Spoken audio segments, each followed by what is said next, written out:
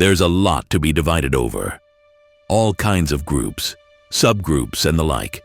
Girls versus boys, Indian guys versus Chinese guys, Jews versus Muslims, girls versus Muslims, the United States government versus Muslims, girls versus white guys, etc. What if I told you that I was going to intentionally draw another line in the sand? Are you ready? I'm just going to say it.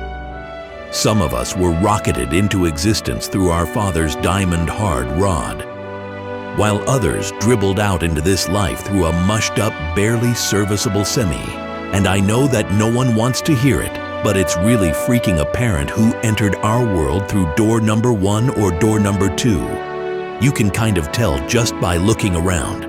Pay attention if you want to figure out if you were nobly flung from the righteous chub, or pitifully dripped out of your father's dying member like melting candle wax as he squeezed his butt and thighs with all of his might, since he was so turned off by the thought of how much more money your mom made than him, who, if we're being honest, probably pressured him into sex, slipping her little manservant in between high-pressure Zoom calls. This kind of thing happens all the time, and let me tell you, it's not always pretty. I know what you're thinking. I, the speaker, always initiate sex and make boku fucking dollars on top of it. What do I know about being pressured into sex by a corporate superstar of a wife and forcing his body to ejaculate via a manual override of his reproductive system? And honestly, you're right. I don't know shit about that. But that's not what this is about. This is about figuring out who's who in terms of what kind of pipe their father was laying the day they attached to their mother's egg and became a living organism. To be fair, we need to take a second to acknowledge something important. Despite our differences, we all started in the same humble fashion as mere loads. Not even a full load, but an infinitesimal cell swimming within an ocean of nut. In fact, you were, depending on the type of stuff your father was chucking, a single member of a sperm community that ranged from around 15 to 200 million other cells. But you made it, only to become one of 8 billion other dumbasses sitting on a planet that is 1 out of 10 septillion other planets, which doesn't include all of the other planets that exist outside of a local star system that just float around in utter darkness. Some estimate there to be about 1 quadrillion. Let's stay on this topic of starless planets, or renegade planets, as some like to call them. Try to think about that.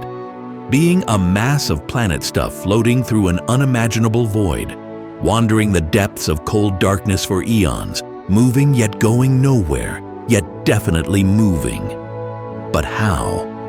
And to what end?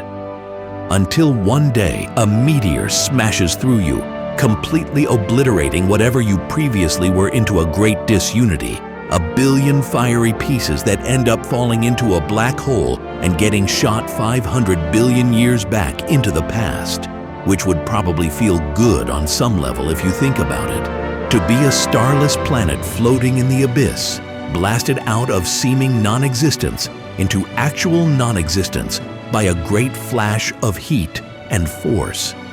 This is exactly what will happen to our bodies after we die and decompose, and our physical stuff fuses back into the planet, and then the planet dies and fuses back into the galaxy, and that dies, and on and on and on. Basically, one day, some of your organic material could find itself hitching along on a rogue planet, smacked by a flying fireball, and launched into a wormhole that travels back in time, and then you're somehow reformulated exactly back into the person you were before. Only you can't ever remember or know it to be true. You're just here, and then not here. Forever. Back to your tiny little sperm of a self, swimming with all the others, jumping from one pool of unconscious wrigglers into a bigger one known as the world. And all you know is that you're confused, high on caffeine, and you want to spray jizz so bad.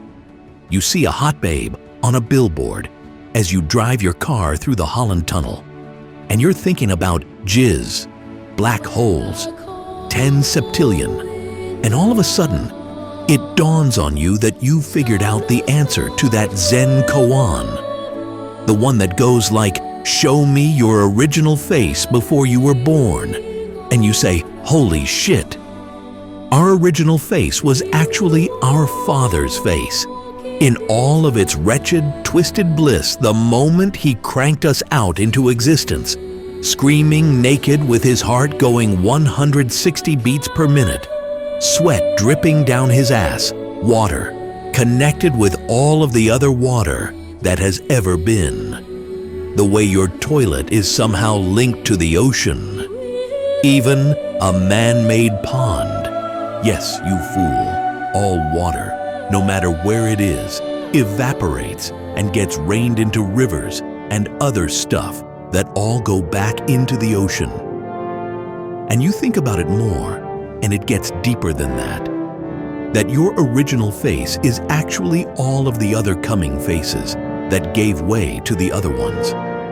And they all twist and devolve down the line, first into hairy monkey faces, then fish faces, eventually breaking down into cells, little amoebas joining and coming apart, subworlds revealing and dissolving into their component parts, which reveal their component parts, and on and on and on, until the infinitely divided universe somehow coalesces into a single point, all of the energy of the cosmos, dotting an infinite sea of space-time, the very stuff of life versus the very stuff of nothing and everything. And it dawns on you what your original face looks like, and you smile for some weird reason, as you have not gained a single iota of useful knowledge while also somehow absorbing all there is to know. If you agree with any of this, congrats! You passed the test. You were definitely rocketed out of a raging hard boner. I look forward to sharing a sperm-sized chunk of a rogue planet with you one day long after we shed this mortal coil.